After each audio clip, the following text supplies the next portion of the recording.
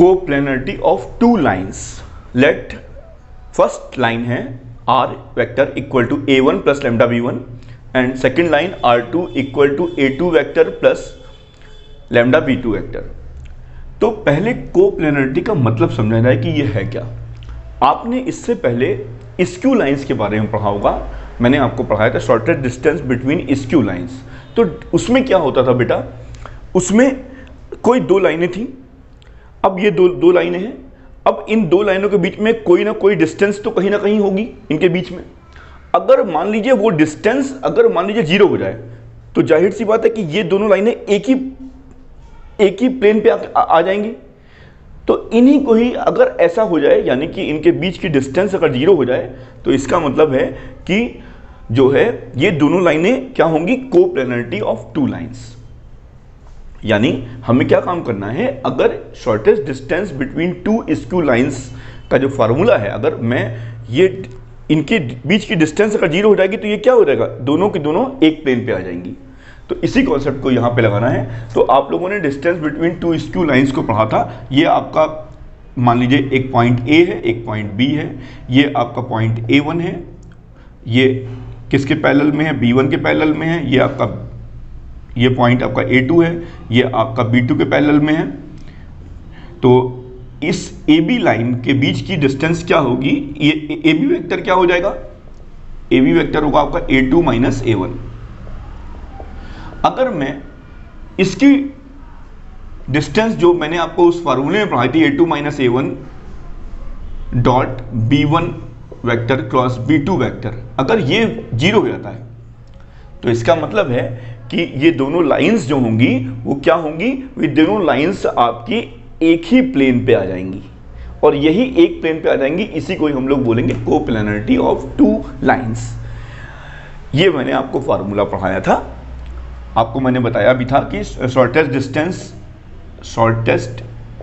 Distance between two skew lines का मैंने formula पढ़ाया था, टू स्क्यू लाइंस। तो वहां पर मैंने आपको बताया था ये चीज, मैंने कहा था कि अगर इनका डॉट प्रोडक्ट अगर 0 आ जाता है तो इसका मतलब है कि वो लाइनें आपस में बीच की डिस्टेंस नहीं होगी, इंटरसेक्ट हो रही होंगी या एक ही प्लेन पे आ रही होंगी। तो ये आपको ध्यान रखना है। इसका कार्टेशियन भी याद रखिए बच्चों, x2 minus x1, y2 minus y1, z2 minus z1। फिर आपका जो मैंने आपको बताया था कि L1 M1 N1, यहाँ L2 M2 N2, और भी फार्मूला था कार्टेशियन में शॉर्टेस्ट डिस्टेंस का अपॉन अंडर रूट, आपको मैंने बताया था। तो हमें केवल इतने से मतलब है, अगर ये कंडीशन हमारी 0 हो जाती है तो ये आपका क्या हो जाएगा, दोनों लाइंस क्या हो जाएंगी आपकी कोप्लेनरिटी। कार्टेशियन में हम लोगों ने ये ध्यान रखा है, ये कंडीशन 0 हो जाए या ये कंडीशन 0 हो जाए, ये कार्टेशियन ने बताया, ये मैंने वेक्टर फॉर्म में बताया आपको। तो हम लोग बोलेंगे कि कोप्लेनरिटी ऑफ टू लाइंस, क्योंकि बीच की डिस्टेंस ही अगर 0 हो गई तो इसका मतलब क्या हो गया, इसका मतलब वो एक ही प्लेन पे हो गए। एंगल बिटवीन टू प्लेन्स, कोई दो प्लेन है, उनके बीच का एंगल क्या है, थीटा है। तो आप देखिए ध्यान से, दो प्लेनों के बीच का जो एंगल थीटा है वही एंगल उनके नॉर्मल्स के बीच में है। ये प्लेन है, इसका नॉर्मल ये है, एक ये प्लेन है, इसका नॉर्मल ये है, ये N2 है, ये N1 है। तो आप देख रहे हैं कि प्लेनों के बीच में जो एंगल बन रहा है वही एंगल उनके नॉर्मल्स के बीच में बन रहा है। ये थीटा है तो ये भी थीटा है। तो इसका फार्मूला क्या हो गया, cos theta equal to N1 vector dot N2 vector upon, ये आपने एंगल बिटवीन टू लाइंस में जो फार्मूला था बिल्कुल वही फार्मूला यहाँ लगा दिया, क्योंकि ये नॉर्मल्स क्या है, एक तरीके से लाइन है। तो एंगल बिटवीन टू लाइंस का जो फार्मूला था वही आपने यहाँ लगा दिया, ये आपका आ गया। अब यही क्वेश्चन अगर आपका किस में होता, कार्टेशियन में होता, कार्टेशियन में एक प्लेन ये लिखा हुआ है, दूसरा प्लेन ये लिखा हुआ है। इस प्लेन के डायरेक्शन रेशियोज क्या है, A1 B1 C1 है। इस प्लेन के डायरेक्शन रेशियोज क्या है, किसके, नॉर्मल के, A2 B2 C2 है।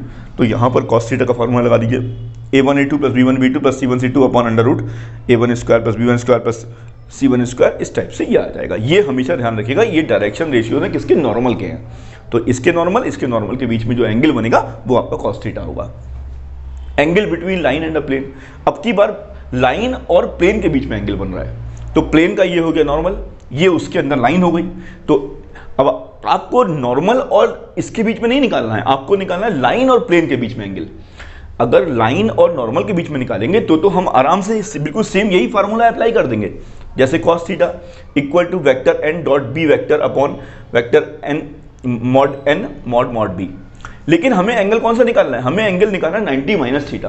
तो यहाँ पर थीटा की जगह क्या होगा, 90 माइनस थीटा हो जाएगा। तो ये आपका क्या हो जाएगा, साइन थीटा हो जाएगा। साइन थीटा इक्वल टू, यहाँ पर बहुत सारे बच्चे गलती करते हैं, वो कॉस थीटा लगा देते हैं, तो ये आपको ध्यान रखना है, कभी भी कॉस थीटा का फॉर्मूला नहीं लगेगा अगर angle between plane and a line है। तो ये आपको ध्यान रखना है। Thank you.